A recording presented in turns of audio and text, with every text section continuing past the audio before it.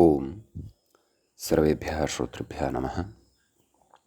मुनित्रयं नमस्कृत्य उक्तिः परिभाव्य च वैयाकरणसिद्धान्तकौमुदीयं विरच्यते। गतपाठे अस्माभिः यद्यत् पठितं तदेकवारं स्मरामः। गतः पाठः सर्वसमासशेषप्रकरणस्य आसीत्। तत्र अस्माभिः सुपां सुपा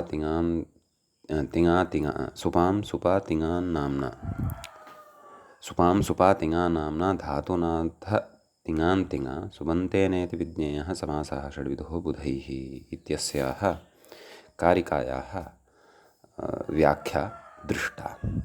किञ्च सर्वसमासशेषप्रकरणं समाप्तिम् अगात्। तत्र सर्वसमासशेषप्रकरणानन्तरम् अधुना अग्रिमं प्रकरणं भवति सर्वसमासान्तप्रकरणम् इति।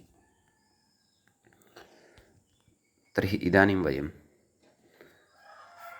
अग्रिमस्य प्रकरणस्य आरम्भं कुर्वन्तः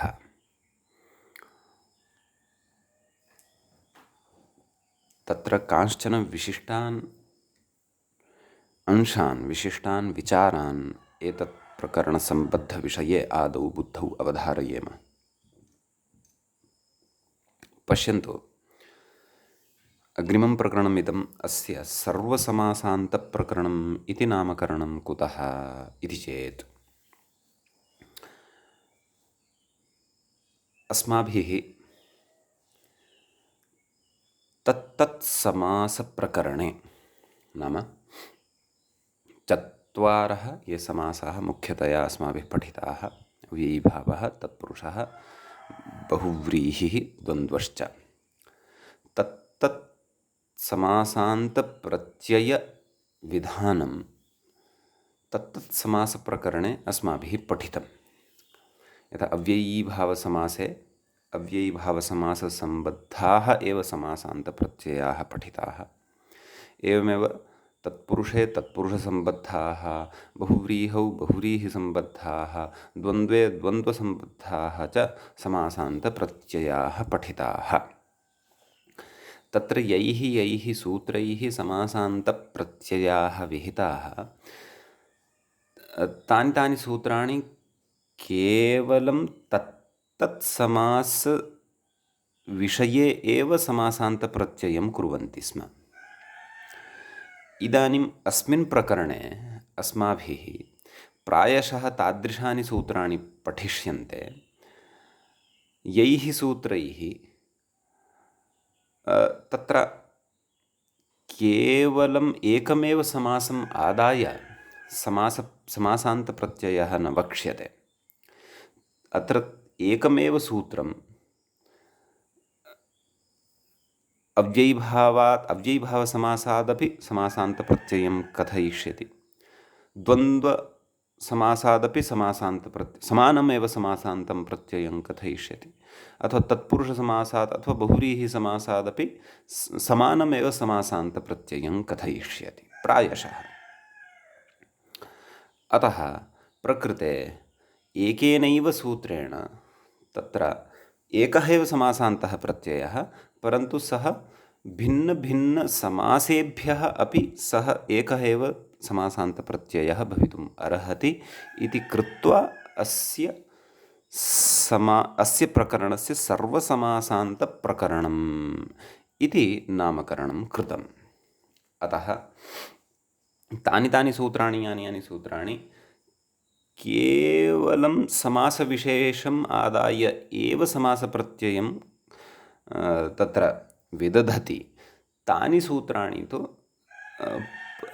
तत्तत् समासप्रकरणे पूर्वमेव पठितानि। अवशिष्टानि यानि सूत्राणि सर्वेभ्यः समासेभ्यः समासान्तप्रत्ययं कुर्वन्ति। तेषां सूत्राणां सङ्कलनम् अत्र अस्मिन् समासान्तप्रकरणे कृतं वर्तते। अतः इदमपि प्रकरणं तथा महत् प्रकरणं नाम दीर्घः द्राघिष्ठं प्रकरणम् इदं नास्ति। तत्र अल्पाकारकम् एव प्रकरणं भवति, परन्तु विचाराः तु अत्युपयोगिनः वर्तन्ते एव। अतः अस्य प्रकरणस्य इदानीम् आरम्भः भवति। तत्र प्रथमं सूत्रं भवति। भवन्तः एतत् प्रथमं सूत्रं पठित्वा एव ज्ञास्यन्ति यत् पश्यन्तु, अव्ययीभावादपि तत्पुरुषादपि क्वचित् द्वन्द्वादपि खलु क्वचित् बहुव्रीहेः अपि एतेन प्रत्ययः क्रियमाणः वर्तते समासान्तः। भवतु नाम सूत्रम् एवं वर्तते। ऋक्पूरब्धूः पथामानक्षे इति। ऋक्पूरब्धूः पथाम् इति एकं पदं भवति। षष्ठीविभक्तेः बहुवचनान्तम् इदं पदं भवति। ऋक् च पुर च अप् च धुर् च अपि च पथिन् एतेषां शब्दानाम् अत्र द्वन्द्वः वर्तते। अतः पदग्रहणद्वारा यदि विग्रहः कर्तव्यः तर्हि विग्रहः एवं कर्तव्यः। ऋक् च पूश्च अप् च धूश्च पन्थाश्च इति। ऋक् इत्यत्र ऋच् इति चकारान्तः मूलशब्दः भवति। पूः इत्यत्र पुर् इति रेफान्तः शब्दः भवति। आपः इत्यत्र सत्यम्, अप च इति न आपः इति पठनीयम्। तत्र अप् इति पकारान्तः मूलशब्दः भवति। नित्यबहुवचनान्तः एव सः शब्दः अप् इति शब्दः। आपः आपः आपः अपः अद्भिः अद्भ्यः अद्भ्यः अपाम् अप्सु एवं रीत्या रूपाणि भवन्ति। अस्तु, अग्रे धूः इत्यत्र धुर् इति रेफान्तः मूलशब्दः भवति। पन्थाः इत्यत्र पथिन् इति नकारान्तः मूलशब्दः भवति। एवं किल, एतेषाम् अत्र द्वन्द्वः वर्तते। अतः तत्र ऋक्पूरब्धूः पथाम् इति पथिन् शब्दस्य षष्ठीविभक्तेः बहुवचने पथाम् इति रूपं भवति खलु। अतः तस्यैव अत्र प्रयोगः कृतः वर्तते इतरेतरयोगद्वन्द्वस्य अन्ते। ऋक्पूरब्धूः पथाम् इति षष्ठीविभक्तेः द्विवचनान्तम् इदं पदम् इत्युक्तम्। अग्रिमं पदं किम् अस्ति चेत् इति। इति पदं तत्र लुप्तप्रथमान्तं भवति। प्रथमायाः तत्र लोपः भवति। सः एव विधीयमानः प्रत्ययः वर्तते। ततः अग्रे अनक्षे। अनक्षे इत्यत्र नञ् तत्पुरुषसमासः वर्तते। न अक्षे अनक्षे एवं रीत्या। अस्तु, पदच्छेदः दृष्टः। व्याख्यायां प्रविशामः। व्याख्याता किं कथयति? अथ सर्वसमाससाधारणसमासान्ताः निरूप्यन्ते इति। तस्य विषये तु मया पूर्वम् उक्तमेव। ऋक्पूरब्धूः छेद इति सूत्रे छेद इति इत्यस्मिन् विषये मूले किम् उक्तं तत् पश्यन्तु। सूत्रे मूले अनक्षे इति छेदः। नाम ऋक्पूरब्धूः पथाम् अनक्षे, ततः परं सवर्णदीर्घः वर्तते। अनक्षे आनक्षे एवमत्र पदच्छेदः ज्ञातव्यः। कथयति अग्रे सूत्रे इति लुप्तप्रथमान्तनिर्देशः इति भावः। प्रथमायाः तत्र लोपेन निर्देशः कृतः वर्तते। छन्दोवत् सूत्राणि भवन्ति इति न्यायात् तत्र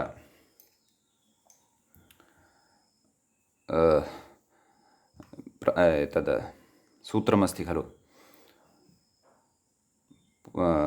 पूर्वसवर्णाच्छेयाडाड्याया जालः। तस्य आरम्भः कथं? सुपां सुलुक् पूर्वसवर्णाच्छेयाडाड्याया जालः इत्यनेन तत्र विभक्तेः लुक् प्रकृते सूत्रे अपि आश्रितः वर्तते सूत्रकारेण।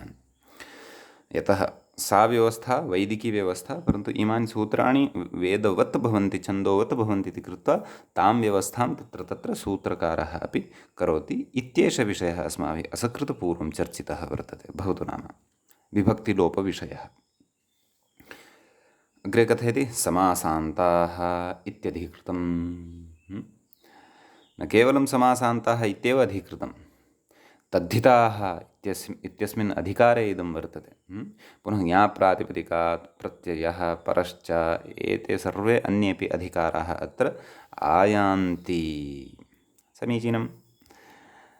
पञ्चमाध्यायस्य चतुर्थपादस्य चतुस्सप्ततितमम् इदं सूत्रं भवति।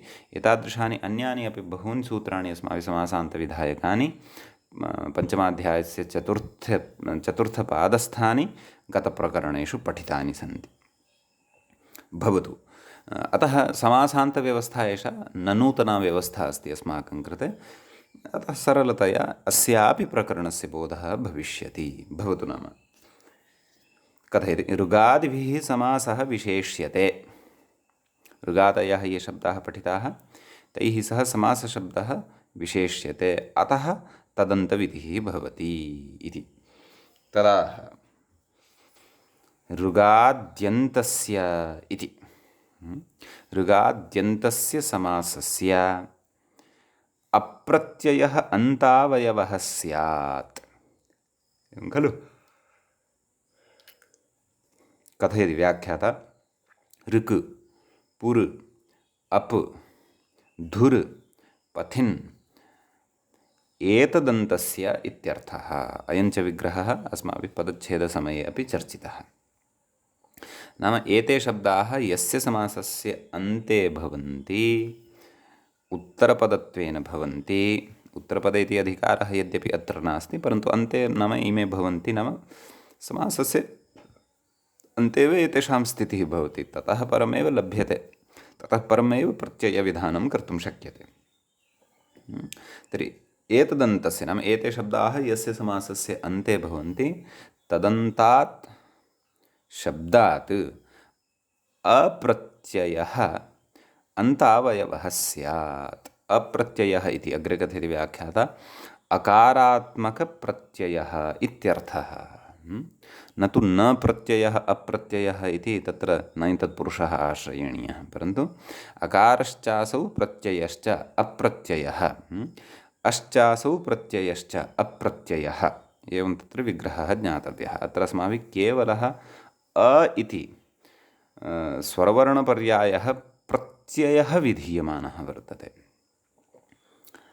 निषेधः अस्ति खलु अनक्षे इति अग्रिमे पदे, तद्विषये कथयति अक्षेयाद्धूरिति। मूले पश्यन्तु अक्षेयाद्धूः तदन्तस्य तु न इति। कः अर्थः अक्षेया धूः इत्येतत् अग्रे पश्यन्तु। तत्र व्याख्याता कथयति अक्षसम्बन्धिनी या धूः इति। धूः नाम का, नाम अक्षसम्बन्धिनी धूः नाम का भवति इति तत्र प्रत्युदाहरणविचारसमये एव अस्माभिः अत्र अक्षये या धूः वर्तते अस्याः पङ्क्तेः अथवा अक्षार्थे प्रयुज्यते या धूः तस्याः अर्थविषये अस्माभिः अग्रे स्पष्टता प्राप्स्यते। अग्रे कथयति सूत्रे सम्बन्धिनः अधिकरणत्वविवक्षया अनक्षे इति सप्तमी। अनक्षे इत्यत्र तत्र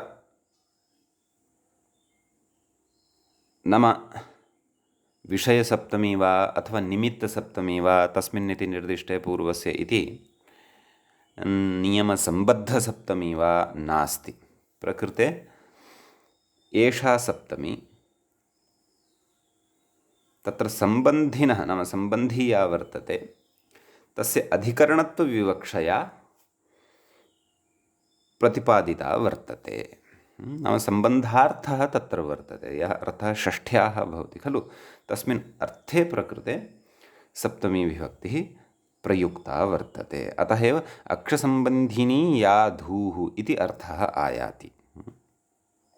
अतः सम्बन्धिनः अधिकरणत्वविवक्षया एषा सप्तमी या विहिता वर्तते सा सप्तमी अपि व्यत्ययेन वक्तुं शक्यते। यथा व्यत्ययो बहुलम् इत्यादि व्यवस्था अस्माभिः तत्र तत्र गतप्रकरणेषु चर्चिता, तद्वद् प्रकृते अपि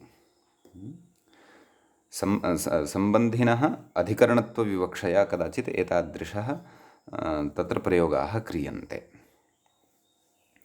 अतः एव अक्षसम्बन्धिनी या धूः इत्येव अर्थः अत्र अवगन्तव्यः। कुतः अक्षसम्बन्धिनी या धूः इति एतादृशः अर्थः आश्रयणीयः इति चेत् तस्य विषये स्पष्टता अग्रे अनक्षे इति निषेधपठनसमये भवतु नाम अग्रे कथयति अनक्षे इति च धूर्शब्देन एव सम्बध्यते। नाम सूत्रे पठितः यः धूः इति शब्दः, धूः इति पदं मूलशब्दस्तु धुर् इति पदं भवति। तत्र उकारोपधः शब्दः भवति, मूलशब्दः ह्रस्व उकारोपधः। अत्र तु स्पष्टता यै उक्तवान् किं धूर्शब्देन एव। अतः अनक्षे इति यत् पदं वर्तते तस्य सम्बन्धः धुर् इति सूत्रे पठितेन शब्देन सह एव वर्तते। अन्यैः असम्भवात्। अन्ये ये शब्दाः वर्तन्ते ऋक् पुर् तत्र अप् अपि च पथिन् एतैः शब्दैः सह तस्य सम्बन्धः नास्ति। कुतः? असम्भवात्। नाम तैः सह अस्य सम्बन्धपूर्वकम् अथवा एतत् अनक्ष इति पदसम्बन्धपूर्वकम् उदाहरणानां सम्भवः एव न भवति, उदाहरणानि न लभ्यन्ते। अतः असम्भवात् अत्र केवलेन धुर् इत्यनेन सह एव अनक्षे इत्यस्य अन्वयः वर्तते, न तु अन्यैः पठितैः पदैः अथवा शब्दैः सह इति। समीचीनम् इति एतावान् विषयः उक्तः। नाम सूत्रार्थविषये मुख्याः विषयाः प्रतिपादिताः। इदानीं क्रमशः उदाहरणे प्रविशति। तत्र ऋगन्तस्य उदाहरणम् इदानीम् अवलोक्यते। तदर्थं कथयति मूले अर्धर्चः इति। अर्धर्चः इत्यस्य विग्रहं प्रस्तौति, पश्यन्तु अग्रे। व्याख्याता ऋचः अर्धम् इति विग्रहः। अर्धन्नपुंसकम् इति समासः अर्धपिप्पली इत्यादौ अस्माभिः समासः पठितः खलु, तेन समासः भवति। अन्यां प्रक्रियां तु भवन्तः जानन्ति। प्रातिपदिकसंज्ञा सुबुलुक् अर्ध ऋच् गुणः आदुगुणः इत्यनेन गुणः अर्धर्च स च गुणः रपरसन् प्रवर्तते। अतः अर्धर्च् इति ऋच् ऋक् इत्यत्र मूलशब्दः ऋच् इति चकारान्तः भवति। अतः अर्धर्च् इति आयाति। अर्धर्च इत्यस्मात् शब्दात् ऋक्पूरब्धूः पथामानक्षेत्यनेन सूत्रेण अ इति प्रत्ययः क्रियते। कुतः? यतः अर्धर्च इत्यत्र यः तत्पुरुषः वर्तते समासः, सः तत्पुरुषः ऋगन्तः वर्तते, ऋक्शब्दान्तः वर्तते। अतः समासान्तत्वात् अर्धर्च इति शब्दः सिद्धः भवति। ततः सुप्रत्ययः सुसस्य ऋत्वे विसर्गे सति अर्धर्चः इति प्रयोगः सिद्ध्यति। अग्रे कथयति अर्धर्चाः पुंसि च इति पुंस्त्वम्। इदमपि सूत्रम् अस्माभिः पूर्वं तत्पुरुषप्रकरणे पठितं वर्तते। अतः नपुंसकलिङ्गे अपि वक्तुं शक्यते, पुंलिङ्गे अपि वक्तुं शक्यते। अर्धर्चः इत्यपि प्रयोगः भवितुम् अर्हति, अर्धर्चम् इत्यपि प्रयोगः भवितुम् अर्हति। समीचीनम्। अग्रे कथयति। किं कथयति? अनृच बहुवृचावध्येतर्येव। नाम तत्र अनृच इति यः शब्दः, बहुवृच इति च यः शब्दः, येषु शब्देषु अध्येतरि अर्थे एव तत्र समासान्तः प्रत्ययः ज्ञातव्यः इति। भिन्नस्थले तु समासान्तः न भवति। नाम अध्येतुः अर्थः यत्र न गम्यमानः वर्तते तत्र तु न भवति। तानि उदाहरणानि कानि यत्र न भवति, यत्र अध्येतुः अर्थः न गम्यमानः भवति, तानि उदाहरणानि अपि अग्रे एव वक्ष्यन्ते। नेह, अनृक्साम, बह्वृक्सूक्तम् इत्यादौ। आदौ एतत् प्रयोगद्वयस्य सिद्धिः ज्ञातव्या। कस्य प्रयोगद्वयस्य इत्येत् अनृच बह्वृचा वध्येतर्येव इति वचने तत्र अनृच यः शब्दः पठितः अपि च बह्वृच इति च यः शब्दः पठितः वर्तते समासान्तः, तर्हि तत्र अनृच इति विषये कथयति। अविद्यमानाः ऋचः यस्य, पश्यन्तु इदानीं प्रकृते अस्माभिः बहुव्रीहि समासस्थः विग्रहः दर्श्यमानः वर्तते। पूर्वम् अर्धर्चः इत्यत्र कः विग्रहः प्रदर्शितः इति चेत् तत्र यः विग्रहः प्रदर्शितः सः विग्रहः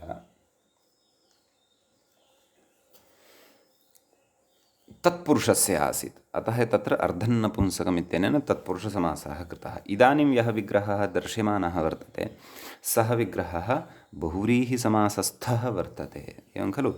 अतः अविद्यमानाः ऋचः यस्य, समीचीनम्, इति विग्रहः क्रियते। तत्र नयोस्त्यर्थानां वाच्यो वाचोऽत्र पदलोपः इति वार्तिकेन समासः, तच्च अस्माभिः पूर्वं पठितं वर्तते। कथयति अनृचः केवल यजुरध्येता, अर्थं कथयति। नाम अनृचः नाम अविद्यमानाः ऋचः यस्य ऋचः न सन्ति, यः ऋग्मन्त्राणाम् अध्ययनं न कुर्वन् वर्तते, परन्तु केवलस्य यजुर्वेदस्य एव सः अध्येता अथवा यः अध्येता भवति सः उच्यते अनृचः। अतः प्रकृते न ऋच, अत्र नयः लोपः भवति, ततः नुडागमः भवति। नयः लोपः न लोपो नयः इति वयं जानीमः, पठितमस्ति सूत्रं पूर्वं। नुडागमः भवति, तस्मान्नुडचित्यनेन नुडागमः भवति। अतः अ न ऋच मेलनेन अनृच, ततः समासान्तः प्रत्ययः ऋक्पूरब्धूः पथामानक्षे इत्यनेन भवति। अनृच अ मेलनेन अनृच इति प्रातिपदिकं सिद्धं भवति, बहुव्रीहिस्थम् इदं प्रातिपदिकम्। अतः तत्र सुसस्येरुत्वविसर्गे सति अनृचः इति प्रयोगस्य सिद्धिः जायते। अर्थः तु ज्ञातः एव, केवल यजुरध्येता नाम यजुर्वेदस्य मन्त्राणाम् अध्येता यः भवति सः उच्यते अनृचः इति। तर्हि पश्यन्तु, अध्येत्रर्थः अत्र गम्यमानः वर्तते। एवमेव बह्वृचः इत्यपि उक्तं खलु, अनृच बह्वृचावध्येतर्य नाम अनृच बह्वृचौ एतौ शब्दौ तत्र एतयोः शब्दयोः अध्येत्रर्थे गम्यमाने एव समासान्तः अप्रत्ययः वक्तव्यः इति वचनस्य अभिप्रायः। अग्रे कथयति बहवः ऋचः यस्य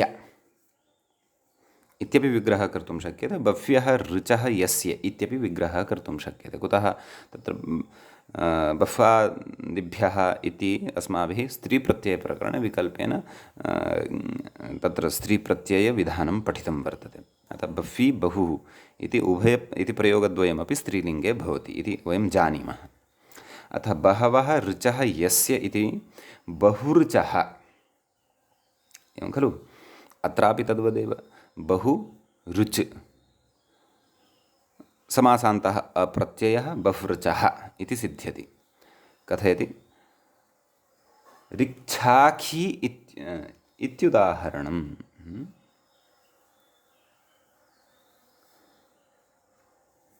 ऋक्षाखी इति उदाहरणं नास्ति, परन्तु ऋक्षाखी इति उदाहरणस्य अर्थः न वस्तुतः समन्वयनं पङ्क्तेः कर्तुं शक्यते, व्याख्यात्रा सम्यगेव उक्तं। बह्वृचः बहवः ऋचः यस्य सः बभ्रुचः ऋच्छाखी इत्युदाहरणं। नाम वस्तुतः उदाहरणं तु किं बभ्रुचः इति, परन्तु तस्य अर्थः वर्तते कः? ऋच्छाखी नाम ऋग्वेदसम्बद्धशाखा यस्य वर्तते सः ऋच्छाखी इति। समीचीनम्। अतः प्रकृतेपि अध्येत्रर्थः गम्यमानः वर्तते, सः ऋग्वेदसम्बन्धीनीं शाखाम् अधीते इति कृत्वा प्रकृते अप्रत्ययः भवति इति। अग्रे कथयति, अध्येतर्येव इति नियमस्य प्रयोजनमाह। अध्येतुः अर्थे एव इदं, तत्र यः नियमः कृतः वर्तते तस्य प्रयोजनमुच्यते। नेह इति अनृक्सामा इत्युच्यते। किं कथ्यते? अविद्यमानाः ऋचः यस्मिन् इति विग्रहः उच्यते। अयं विग्रहः कस्मिन् समासे, कस्य समासस्य विग्रहः प्रतीयते इति चेत् बहुव्रीहिः इत्यस्य समासस्य अयं विग्रहः प्रतीयते। एवं खलु? अतः अविद्यमानाः ऋचः यस्मिन् इति विग्रहः भवति।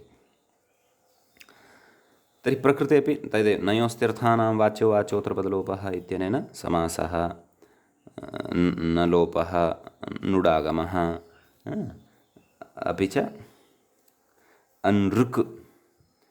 तर्हि अत्र प्रकृते समासान्तः प्रत्ययः न भवति। कुतः? अध्येत्रर्थः प्रकृते न गम्यमानः वर्तते। कथयति अग्रे, ऋचि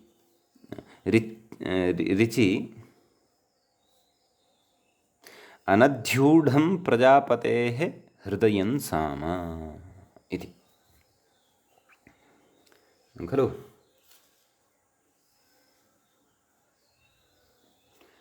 नाम ऋचि अनध्यूढं प्रजापतेः यद् हृदयं भवति तादृशं साम भवति। तादृशं साम प्रकृते अनृक् इति शब्देन व्यवह्रियते। ऋचि नाम ऋग्वेदे अनध्यूढं नाम न अध्यूढम् अनध्यूढम् इति प्रजापतेः हृदयं। वैदिकः एषः विषयः। अतः प्रजापतेर्हृदयं साम इति, तादृशं साम अनृक् इति भवति। इदानीम् अत्र अध्यूढम् इत्यस्य शब्दस्य अर्थः, ततः परम् अनध्यूढम् इत्यस्य शब्दस्य च अर्थः अस्माभिः तत्र सामवैदिकीं व्यवस्थां ज्ञात्वा कर्तुं शक्यते। एवं खलु? नाम प्रजापतेः यद् हृदयं वर्तते, कीदृशं हृदयं? यत् ऋजि नाम ऋग्वेदे अनध्यूढं यद् वर्तते। एवं खलु? अतः तादृशं तत्र साम भवति, तस्मै साम्ने अनृक् इति उच्यते। तर्हि प्रकृते अध्ययनार्थः गम्यमानः नास्ति। अतः कृत्वा एव तत्र अध्येत्रर्थः गम्यमानः नास्ति। अध्येत्रर्थस्य अगम्यमानत्वात् प्रकृते समासान्तः अ इति प्रत्ययः अपि न भवति। एवं खलु? तदेव अत्र उक्तमेव। नाम अनध्यूढं ऋचि प्रजापतेः हृदयं यद् वर्तते अनध्यूढम्, अस्य विशेषेण अर्थस्पष्टता तु अस्माभिः वैदिकवाङ्मयस्य परिज्ञानात् परमेव कर्तुं शक्या। परन्तु प्रकृते एतावती स्पष्टता तु जायते एव यत् अध्येत्रर्थः प्रकृते गम्यमानः नास्ति। अतः कृत्वा समासान्तः अ इति प्रत्ययः अपि न भवति। समीचीनम्। अग्रे कथयति, बह्वृकसूक्तम् इति। कथं विग्रहः? बहवः ऋचः यस्मिन् सूक्ते तत् सूक्तं बह्वृकसूक्तम्। अत्र सामान्येन कथनं क्रियमाणं वर्तते, नाम ऋग्वेदस्य किञ्चन सूक्तं तादृशं वर्तते, तस्मिन् सूक्ते बह्व्यः ऋचः अथवा बहवः ऋचः वर्तन्ते। अतः तत् सूक्तं बह्वृक् इति भवति। अत्रापि अध्येत्रर्थः गम्यमानः नास्ति इति कृत्वा समासान्तः अ इति प्रत्ययः न भवति इति। एवं खलु? एषः यः नियमः उक्तः कः? अनृच बह्वृचावध्येतर्येव इति नियमः महाभाष्ये अस्ति वा न वा इति तु द्रष्टव्यं। कौमुद्याम् अस्ति, काशिकायामपि अस्ति, शेखरकारेणपि चर्चितः अस्ति एषः नियमः। कदाचित् एतैः एव तत्र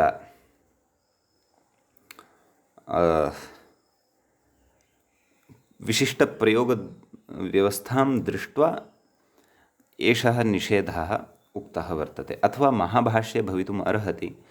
क्वचित् प्रसङ्गान्तरे अस्य नियमस्य कथनं कृतं स्यात्, तदर्थं महाभाष्यं तु सकृत् द्रष्टव्यं। तत्त्वबोधिनीकारस्तु अत्र अधः किञ्चित् कथयति। अनुक्तसमासान्तत्वात् शेषाद्विभाषा इति कप् प्रत्यये अनृच्कं बह्वृचकम् इत्यपि बोध्यम्। एवं समासान्तत्वं प्रकृते न भवति, अतः शेषाद्विभाषा इत्यनेन बहुव्रीहिः खलु, अतः कप् प्रत्ययः अपि भवति। एवं परन्तु अयं नियमः भाष्यस्य कं विषयं पुरस्कृत्य उच्यते इति तु अस्ति विषयः, इतोपि ज्ञातव्यः अनुसन्धानस्य विषयः। अतः एतत् सूत्रगतं महाभाष्यम् अपि वयम् एकवारम् उद्घाट्य द्रष्टुं शक्नुमः। यदा तु मया एतत् सूत्रे महाभाष्यं दृष्टं, तत्र एतादृशः नियमः न लक्षितः, परन्तु मम वीक्षणे कदाचित् तत्र दोषः अपि भवितुम् अर्हति। अतः रिक्तकाले भवन्तः श्रोतारः अध्येतारः यदि एतादृशं नियमं भाष्ये एतत् सूत्रे अथवा प्रकारान्तरेण भाष्ये अन्यत्र कदाचित् किं भवति, केचन नियमाः तस्मिन्नेव सूत्रे उक्ताः भवेयुः इति आवश्यकं नास्ति। तत् सूत्रसम्बद्धनियमाः तत् कदाचित् अस्माभिः प्रयोगवशादपि ज्ञातव्याः भवन्ति, अथवा युक्त्यन्तरेण अपि ज्ञातव्याः भवन्ति। अतः तांस्तु नियमान् तेषां च नियमानां वयं अथवा कथम् एषा युक्तिः एतैः ग्रन्थकारैः आविष्कृता इत्यत्र तु तत्र मुनित्रयप्रयोगः अथवा भाष्यादिप्रयोगः तु अस्माभिः ज्ञातव्यः अस्ति इति। एकवारं शेखरं द्रष्टुं शक्नुमः। सः अत्र किं कथयति अध्येतर्येवेति कथयति अध्येतृत्वयोग्यतावती इत्यर्थः। अध्ययनञ्च उपस्थितत्वात् ऋक्सम्बन्धी एव अनृक् सामेति पक्षे कबपि अनृच्कम् इत्यादि। एतावदेव सः अपि उक्तवान्। वचनम् इदं किं, कुतः? यतः पश्यन्तु, मूले तत्र साक्षात् वचनमेव लिखितं वर्तते। तस्मिन् वचने किमिति चेत् इदं वार्तिकम् अस्ति वा भाष्यवचनम् अस्ति वा एतादृशः उल्लेखः न दृश्यते। अस्मिन्नेव सन्दर्भे तर्हि अहं प्रकृते सकृत् काशिकाग्रन्थमपि द्रष्टुम् इच्छामि। क्षणमेकम्। आम्, तत्र पञ्चमाध्यायस्य चतुर्थस्य पादस्य तत्र 74तमं सूत्रं खलु भवति। तद् मया झटिति एव सपदि एव प्राप्यमाणम् अस्ति। तत्र किम् उक्तवान् इति एकवारं वयं तत्र गत्वापि पश्यामः निश्चयेन।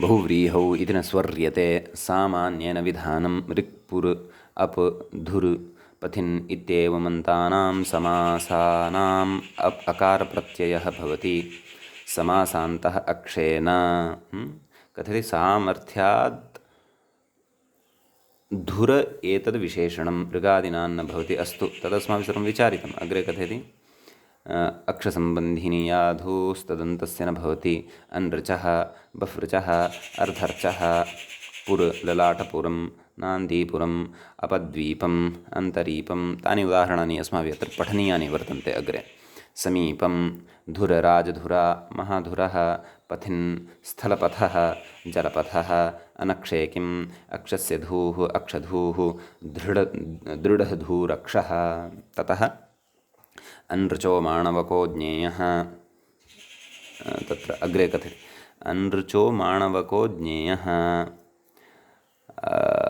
बह्वृचः चरणाख्यायाम् अनृचो माणवकः बह्वृचो ब्राह्मणः अनृक्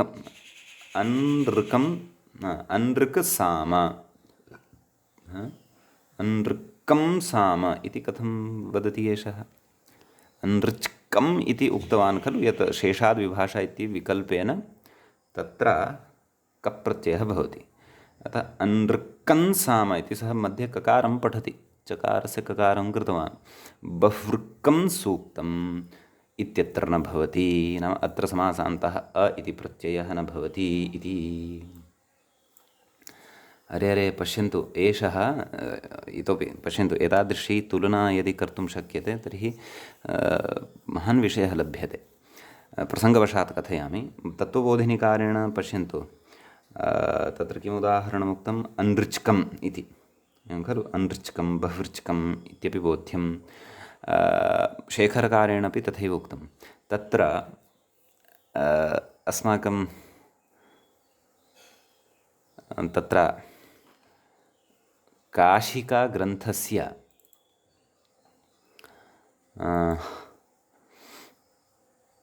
न्यासाख्ये व्याख्याने जिनेन्द्रबुद्धिना न्यासः इति व्याख्यानं रचितं तस्मिन् व्याख्याने तेन उच्यमानं वर्तते किम् अनृक्कः बह्वृक्कः इति शेषाद् विभाषा इति कप् अस्तु चोः कुः इति कुत्वं चकारस्य ककारः तर्हि कः भ्रान्तः प्राचीनाः भ्रान्ताः वा अथवा एते नव्याः भ्रान्ताः वा इति कृत्वा इति चेत् तत्र अस्माभिः प्रक्रियाक्रमः द्रष्टव्यः चोः कुः इत्यस्य प्रवृत्तिः यदि अस्ति कथञ्चित् वारयितुं न शक्यते तर्हि अनृक्कः बह्वृक्कः इत्यादीनि एव उदाहरणानि तत्र अस्माभिः उपन्यसनीयानि अस्तु भवतु चोः कुः इत्यस्य प्रवृत्तिं दृष्ट्वा अयं निर्णयः स्वीकर्तुं शक्यते अस्माकं तु विचारः कुत्र आसीत् चेत् नाम इदं वचनं कुतः स्वीकृतम् इति खलु अतः तत्र एतच्च पथो विभाषा इत्यतः विभाषाग्रहण अनुवृत्तेर्व्यवस्थितविभाषात्वं चोपलभ्यम् इति वेदितव्यम् यस् समीचीनम् अधुना समाधानं लब्धम् अयि श्रोतारः शृण्वन्तु न्यासव्याख्याने स्पष्टतया लिखितं वर्तते एतैरपि लेखनीयं कैः नव्यैः कुतः स्पष्टता भवति इति विभाषायाः चातुर्विध्यं पठितम् अस्ति खलु अस्माभिः न वा कुत्र नवेति विभाषा इत्यत्र चर्च्यते मध्ये मध्ये अपि अस्माभिः पठितं प्राप्तविभाषा अप्राप्तविभाषा प्राप्तविभाषा व्यवस्थितविभाषा अवङ्स्फोटायनस्य इत्यत्र इत्यादिषु तत्र व्यवस्थितविभाषयापि कार्याणि क्रियन्ते अतः तत् कथयति अत्र न्यासकारः एतच्च पथो विभाषा इत्यतः विभाषाग्रहणानुवृत्तेः व्यवस्थितविभाषात्वं चोपलभ्यम् इति वेदितव्यं नाम व्यवस्थितविभाषा सा अतः व्यवस्थितविभाषया तत्र क्वचित् भवति क्वचित् न भवति इत्येव अस्माकं नाम तया विभाषा तया तत्र सः सा तत्र व्यवस्था क्रियते यद्यपि सर्वत्र विभाषा इति नास्ति परन्तु अत्र एतत् सम्बन्धे एषा विभाषा प्रवर्तते अतः सत्यं भाष्येपि इदं वचनं नास्ति अनृच बहुवृचावध्येतर्येव, परन्तु प्रयोगान् दृष्ट्वा एतैः प्राचीनैः तथा तत्र व्यवस्था कृता। अपि च व्यवस्थितविभाषा तु भाष्यकारेणैव प्रयुक्ता ज्ञापिता वर्तते। नाम व्यवस्थितविभाषां पुरस्कृत्य अस्माभिः तादृश्यः व्यवस्थाः क्रियन्ते। कदाचित् अस्मिन् विषये प्रौढमनोरमाग्रन्थे भट्टोजीदीक्षितेन उक्तं स्यात्, न ज्ञायते। मम सविधे सद्यः प्रौढमनोरमा इत्याख्यः ग्रन्थः एतावत्पर्यन्तं नास्ति। अतः तत्र दृष्ट्वा कदाचित् तत्र चर्चितं स्यात्, अथवा तत्रत्यैः व्याख्यातृभिः चर्चितं स्यात् इति तत्र स्यात्। परन्तु अत्र एतैरपि चर्चनीयं खलु, बालमनोरमाकारेण वा, दीक्षितेन वा, शेखरकारेण वा। परन्तु पश्यन्तु, अतः एतादृशसंशयेषु प्राचीनग्रन्थाः अपि निश्चयेन अस्माभिः अवलोकनीयाः। तेन तत्र भवति काचित् स्पष्टता इति खलु। हरदत्तः काशिकायाः पदमञ्जरी इति व्याख्याकारः, सः अपि एवमेव कथयन् अस्ति। अनृक्कं साम बहुवृक्कं सूक्तम् इति शेषाद्विभाषा इति कपु चोः कुः इति कुत्वम् इति सोऽपि प्रतिपादयन् अस्ति।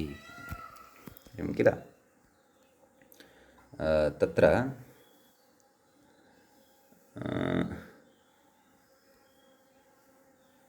चोः कुः इति सूत्रं वदति। चवर्गस्य कवर्गादेशः भवति झलि परतः पदान्ते च, एवं किल। पदान्ते तत्र उदाहरणानि भवन्ति। ओदनपक्, वाक् इति कुत्वस्य। झलिपरतः उदाहरणमस्ति यथा पच तृच पक्ता। प्रकृते समासान्तः प्रत्ययः यदा कृतः क इति प्रत्ययः, तदा तत्र क इति झलप्रत्याहारे अन्तर्भवत्येव खलु, न वा। अतः झलिपरतः विद्यमानः एषः यः चकारः अस्ति तस्य कुत्वेन भाव्यमेव खलु। अतः अनृक्कं साम बहुवृक्कं सूक्तम् इति काशिकाकारेण यदुक्तं तद् सम्यगेव इति प्रतीयते मम। तथापि नव्यैः तादृशः प्रयोगः कृतः चेत् तैरपि काचित् युक्तिः प्रकटिता स्यात्। परन्तु एतादृशयुक्तौ तत्र खण्डनं तु अवश्यं कुर्वन्ति। यदि प्राचीनैः किमपि अयुक्तम् इति भासते तेषां, तर्हि नागेशादयः तूष्णीं न तिष्ठन्ति। तर्हि कुतः अयं विचारः न स्पृष्टः इति अस्ति तत्र चिन्तनीयं। भवतु, विषयः अनुसन्धानात्मकः वर्तते। एतेन व्याजेन अस्माकम् अत्रापि दृष्टिः पतिता।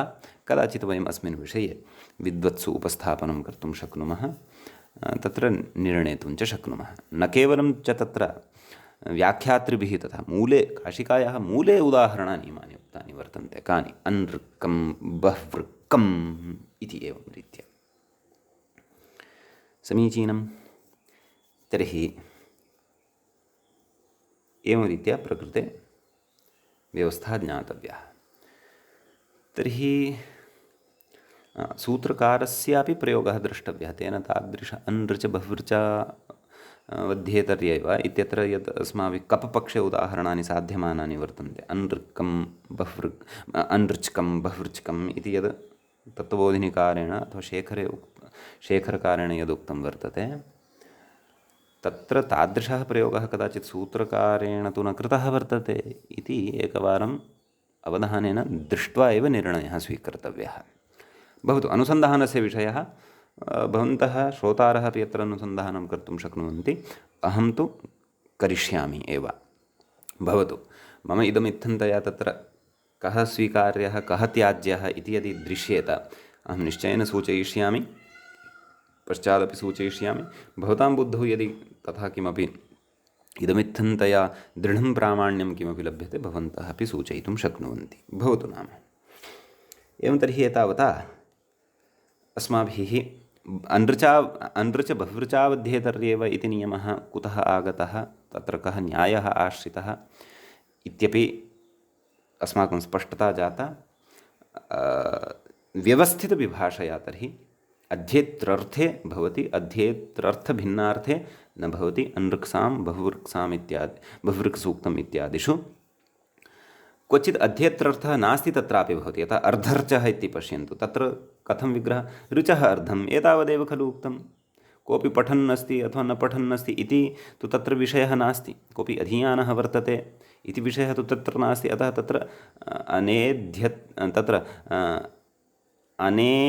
तत्र अना अध्येत्रि अनध्येत्रर्थे सत्यपि तत्र अच् अ इति प्रत्ययः दृश्यते।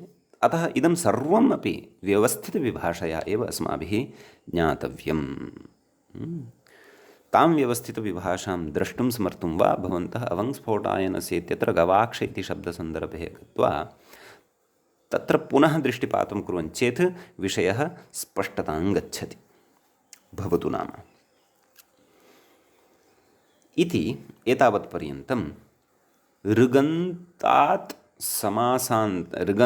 समासात् अ इति समासान्तप्रत्ययस्य उदाहरणविषये अस्माभिः चर्चाः कृताः। समीचीनम्। इदानीम् अग्रिमः शब्दः अस्ति सूत्रे पूर् इति, तद्विषये चर्चा कर्तव्या वर्तते। कथयति अथ पूर्वशब्दान्तस्योदाहरति इति। विष्णोरिति मूले उक्तं। विष्णोः पूः, पुरुषशब्दः स्त्रीलिङ्गे भवति, पूः पुरौ पुरः, एवं रीत्या रूपाणि भवन्ति। अस्माभिः शब्दाधिकारप्रकरणे अथवा आरम्भस्थेषु तत्र प्रकरणेषु अस्य शब्दविषये तत्र तत्र उदाहरणरूपेण वा प्रत्युदाहरणरूपेण वा पर्याप्ता चर्चा कृता वर्तते। भवतु तर्हि अत्र मूलशब्दः भवति पुर् इति, रेफान्तः। विष्णोः पूः विष्णुपुरम् इति। कः समासः भाति? षष्ठीसमासः अस्ति इति प्रतीयते। अस्ति एव विष्णोरिति। तर्हि तत्र विष्णु ङस् पुर् सु षष्ठी इति समासः, प्रातिपदिकसंज्ञा सुब्लुक्, विष्णु पुर इति आयाति। विष्णुपुर इत्यत्र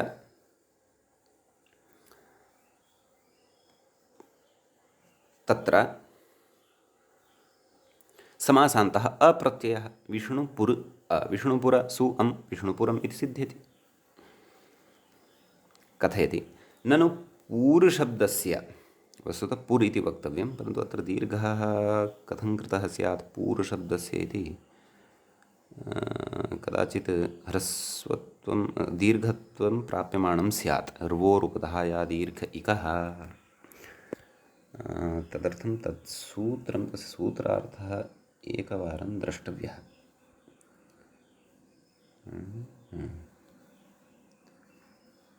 र्वोरुपधाया दीर्घ इकः, तत्र निमित्तं ज्ञातव्यम्, अन्यत्तु स्पष्टमेव अस्ति।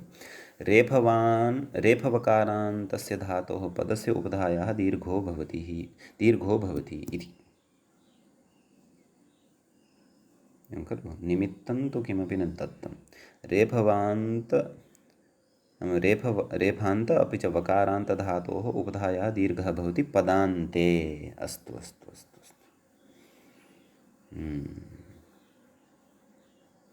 पदान्तत्वमपि तत्र अवगन्तव्यम्। आं, तर्हि अत्र समासे पदान्तत्वं भवत्येव खलु। क्व व्याख्यात्रा यः प्रयोगः उक्तः पूर्वशब्दस्य अपि च पूर्वशब्दान्तस्य उदाहरति इति पूर्वं यदुक्तम्, अपि च अत्र पूर्वशब्दस्य इति समासः कृतः खलु। अतः समासे तत्र प्रत्ययलक्षणं समाश्रित्य पुर् इत्यस्य पदान्तत्वम् अस्ति एव। अतः अत्र पदान्तत्वात् र्वोरुपधाया दीर्घ इकः इत्यनेन दीर्घः भवितुम् अर्हति। आम्, स्वतन्त्रः यदा पुर् इति शब्दः अस्माभिः व्यवहर्तव्यः तदा तु तस्मिन् ह्रस्वः उकारः एव। एवमेव मूले अपि ऋक्पूरब्धु, तत्रापि समासान्तत्वात् र्वोरुपधाया दीर्घ इकः इत्यनेन पुर् इत्यस्य उकारस्य दीर्घं ज्ञातव्यम्। अन्यथा शब्दे मूलशब्दे तु ह्रस्वः उकारः एव अस्ति। अस्तु, कथयति। तर्हि पुनः अत्र विष्णुपुरम् इत्यत्र बुद्धिं कुर्वन्तु। पुरुषशब्दः स्त्रीलिङ्गे भवति इति वयं जानीमः। तर्हि विष्णुपुरम् इति नपुंसकलिङ्गं कथम् उत्पन्नं वर्तते तद्विषये एव अग्रे चर्चा इदानीं क्रियमाणा वर्तते। किं कथयति? ननु पूर्वशब्दस्य स्त्रीत्वात् परवल्लिङ्गम् इति विष्णुपुरशब्दस्य स्त्रीत्वं युक्तम्, एवं खलु? तर्हि परवल्लिङ्गं द्वन्द्वतत्पुरुषयोः इत्यनेन विष्णुपुरा इति खलु वक्तव्यम्। अदन्तत्वात् टाप् अथवा कश्चन स्त्रीप्रत्ययः अत्र वक्तव्यः, स्त्रीलिङ्गम् अत्र वक्तव्यम् इति विष्णुपुरशब्दस्य स्त्रीत्वम् एव युक्तम् इत्यतः आह। अतः एतादृशशङ्कायां जातायां कथयति किं? क्लीबत्वं लोकात्। लिङ्गव्यवस्था लोकादपि ज्ञायते। पाणिनीय शब्दानुशासनं लिङ्गानुशासनम् अस्ति, अस्तु अस्ति, समीचीनं, परन्तु सा एव व्यवस्था न पर्याप्ता। क्वचित् लोकादपि लिङ्गानि गृह्यन्ते, लोके यथा व्यवह्रियन्ते तद्वत् तानि लिङ्गानि तत्तत् शब्दस्य तेषां शब्दानाम् अस्माभिः गृह्यन्ते। अतः क्लीबत्वं लोकात् नाम अत्र नपुंसकत्वं यद् भवति तद् लोकादेव आश्रीयते। अतः पुरुषशब्दः स्त्रीलिङ्गे अस्ति चेदपि समासान्तस्य तत्र नपुंसकलिङ्गत्वं लोके श्रूयते। अतः अस्माभिः अपि प्रकृते तद्वदेव व्यवह्रियते विष्णुपुरम्। अतः मूले उक्तवान् क्लीबत्वं लोकात् भवतु। पुरुषशब्दविषये अपि समासान्तः अप्रत्ययः अस्माभिः उदाहृतः। इदानीम् अप् इति शब्दविषये अग्रे पठनीयं वर्तते। अप् इति शब्दः जलपर्यायवाची नित्यबहुवचनान्तः इति वयं जानीमः इति पूर्वम् उक्तमेव मया। अतः तस्य शब्दस्य विषये इदानीं सः पकारान्तः प इति वर्णान्तः शब्दः भवति। अतः तस्य शब्दस्य विषये इदानीम् अग्रे उदाहरणं प्रस्तौति। विमलापं सर इति। विमलापम् इति विशेषणपदं सरः इति विशेष्यपदस्य वर्तते। सरस् इति शब्दः नपुंसकलिङ्गे भवति। सरः, सरसि, सरांसि एवं रीत्या रूपाणि भवन्ति। कथं विग्रहः विमलापम् इत्यस्य इति चेत् विमलाः आपः यस्मिन् इति विग्रहः। पश्यन्तु, बहुव्रीहि समासः वर्तते। इतः प्राक्तनप्रयोगेषु अस्माभिः क्वचित् तत्पुरुषेण विग्रहः कृतः, क्वचित् बहुव्रीहिणा विग्रहः कृतः, इदानीं पुनः बहुव्रीहिणा विग्रहः क्रियमाणः वर्तते। अत एव सर्वसमासान्तप्रकरणम् इदम्। किं कथयति? विमलाः आपः, विमलाः नाम स्वच्छाः आपः। यस्मिन् इति विग्रहः नाम यस्मिन् सरसि विमलाः आपः वर्तन्ते, मलरहिताः आपः वर्तन्ते, तत्सरः विमलापं सरः भवति, एवं खलु? अतः विमला जस् अप् जस् अनेकमन्यपदार्थे इत्यनेन समासः प्रातिपदिकसंज्ञा सुबलुक्। विमला अप् स्त्रियाः पुंवदभाषपुंसकादनुं समानाधिकरणे स्त्रियामपूर्णे प्रियादिषु इत्यनेन सूत्रेण पुंवदभावः, एवं खलु? अतः विमल अप् सवर्णदीर्घः, विमलाप् समासान्तः अप्रत्ययः, विमलाप् अ, एवं किल? अतः सवर्णदीर्घे सति तत्र सरः इति विशेष्यं नपुंसकलिङ्गे वर्तते इति कृत्वा अस्य समासान्तस्यापि नपुंसकलिङ्गत्वम् एव भवति। अतः विमलापं सरः इति उच्यते। समीचीनम्। इति एतावान् विशेषः अस्मिन् उदाहरणे। इदानीं अप् इति शब्देन सम्बद्धानि अन्यानि अपि उदाहरणानि अस्माभिः अग्रे द्रष्टव्यानि वर्तन्ते। तत्र उदाहरणम् अस्माभिः निर्मास्यते। सर्वादौ द्वीपम् इति, एवं खलु? तत्र द्वीपम् इत्यत्र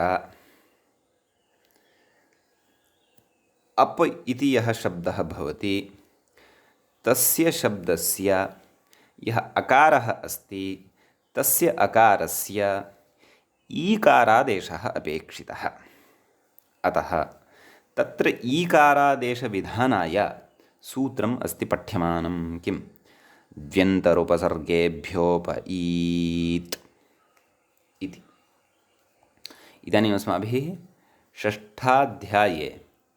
षष्ठे अध्याये तत्र उत्तरपदे इत्यस्य अधिकारे तृतीयपादे अस्माभिः चिन्तनं कर्तव्यं भवति। अतः तत्र इदं सूत्रं पठितं वर्तते, एवं खलु?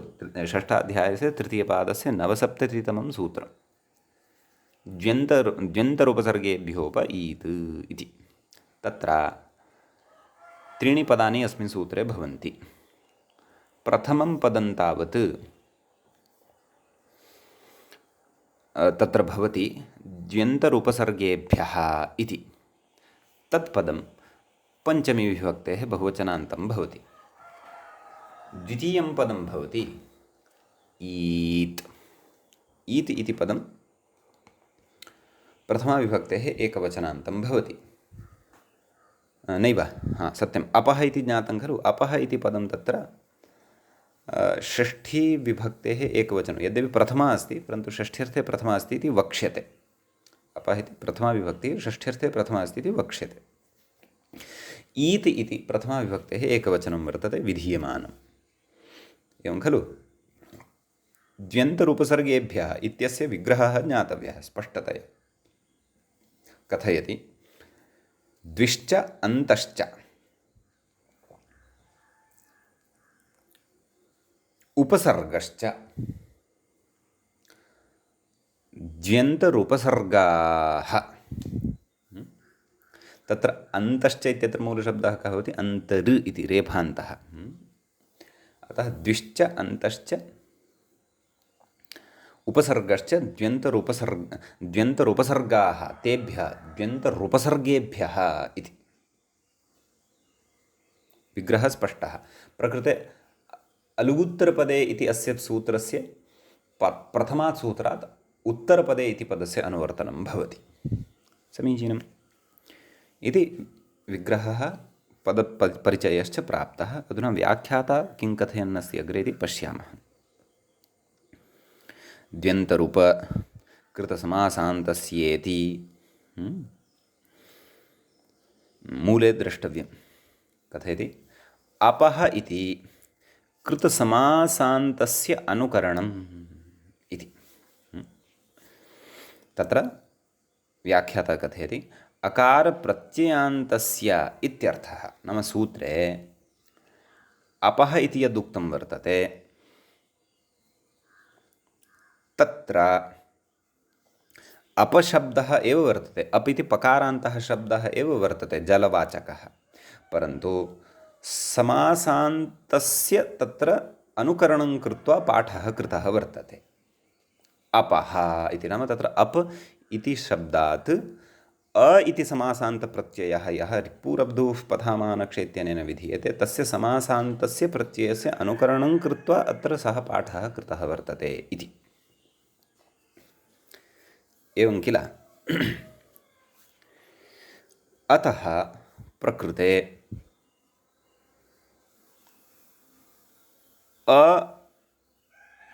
प्रत्ययसहितः अप इति यः शब्दः पठितः सः कस्यचित् समासस्य अन्तिमः भागः अत्र अनुकृतः वर्तते कञ्चन विषयं वक्तुं। विषयः तु अस्ति ईकारविधानम्। अतः तादृशस्य पदस्य अत्र अनुकरणं वर्तते। प्रथमा एव अस्ति द्व्यन्तरूपसर्गेभ्योप अप। अप तत्र शाकल्यलोपः वर्तते, प्रथमा एव वर्तते, परन्तु तस्याः प्रथमायाः अर्थः कः तद् मूले अग्रे कथयन्नस्ति। किं? षष्ठ्यर्थे प्रथमा अत्र षष्ठ्यर्थे प्रथमा विभक्तिः प्रयुक्ता वर्तते, नाम अप इत्यस्य, अपस्य इत्यर्थः। कुतः? व्यत्ययेन, व्यत्ययव्यवस्थया। समीचीनम्।